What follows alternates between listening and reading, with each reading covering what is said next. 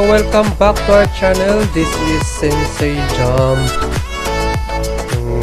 Gagala naman tayo ngayon. So today, to be continue, this is the part 2 dito sa agricultural park sa Nagoya.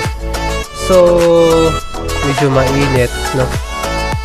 So kung napanood nyo yung video na to and medyo malabo po, pakiclick lang yung pong settings sa baba ng video na to and pakihanap yung quality, click nyo yan and hanap nyo yung pinakamataas na pixel sa video, no? May HD dyan, so pakiclick na lang para mas malinaw yung view na makikita ninyo. So back to our topic. So yun nga, nakapasok na tayo sa agricultural park. So this time medyo konti lang yung tao. So gala-gala.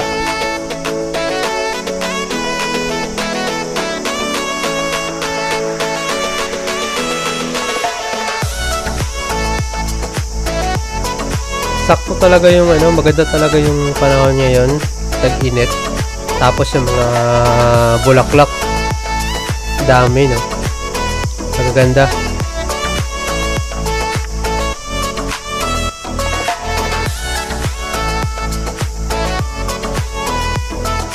Sari-sari yung kulay ng mga bulaklak. So, hindi ko alam yung pangalan yun. Pag nasa ilalim ka ng puno talaga, hindi siya mainit. Oh. Pero yung summer kasi dito sa Japan, during summer, yung hangin nila is, alam yun, mainit. Hindi katulad sa Pilipinas na, summer nga, pero yung hangin parang, medyo malamig, ganun. Pag pumunta ka sa field, yun, mainit. Dito kasi sa kanila, pati hangin. Kaya sobrang init. Yan, pumunta kami dito kasi may nakita akong parang fly whale. Yan yung nakita nyo yan, insect yan.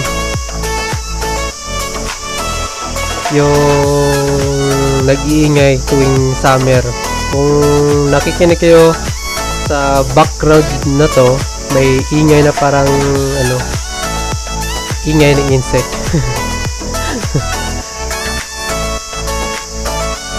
So yan, parang fly whale. Hindi ko alam kung sa loob yan may generator, hindi ko din alam.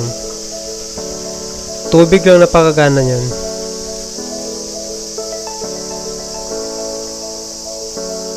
Dito sa kabila walang tubig yan. Hindi ko alam, baka seasonal yan.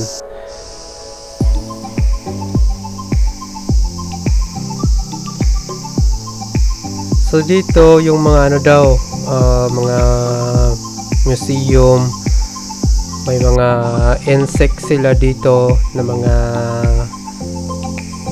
display. So pinasok natin yan para makita ninyo.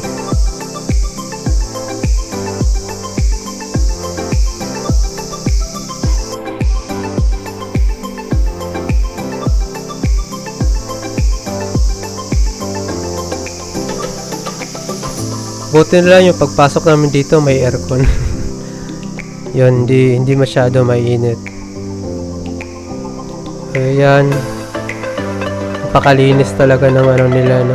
Kahit walang tao, malinis talaga. So, pasok namin yan, nakita namin aquarium, naliliit na isda. Ayan. So, pasok tayo. So, yan yung itsura ng nila, parang museum. Yan, isda, sari-saring isda. Yan, pare-pareho. Yan.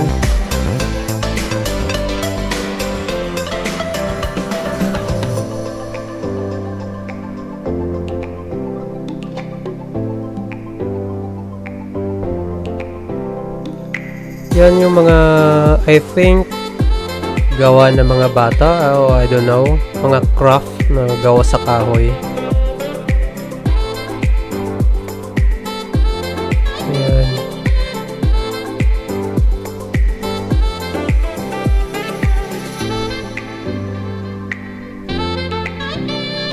swerte kami ngayon kasi pumunta kami ngayon, walang katao-tao. So, hindi mahirap mag-video. So, yan, nakikita nyo, may Pikachu. Ano yan? Alam mo yung nilalagay sa gitna ng palayan, yung parang ano ba,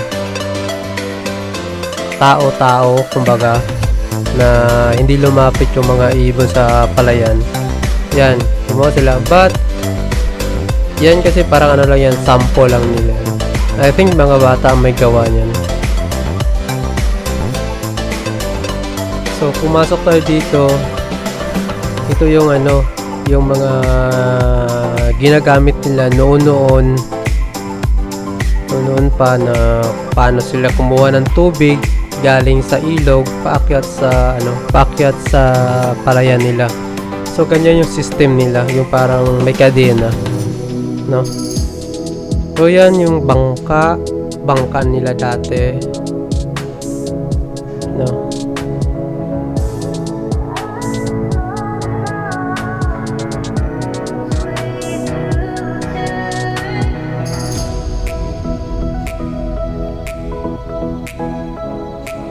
So yan yung mga ano, yung mga pala, araro na ginagamit ng mga sinaunang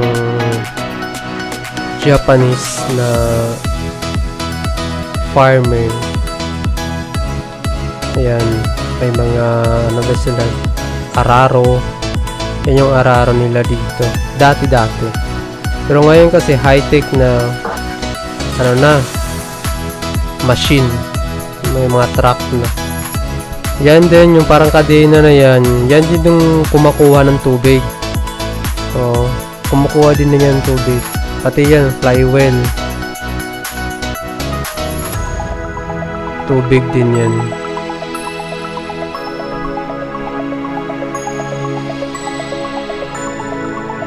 Made of kahoy. Ang galing. Yan yung maliit na box, ano yan, parang ilog, pinapasokan ng ano, pinapasokan ng tubig. So made in kahoy din siya. Yan.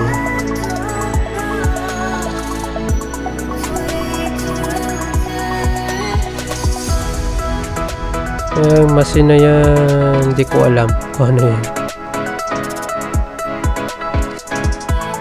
Yan, maliit na bangka. Maliit na bangka. Ewan ko sa mga fisherman siguro. Yung nakikita nyo parang may ano yan.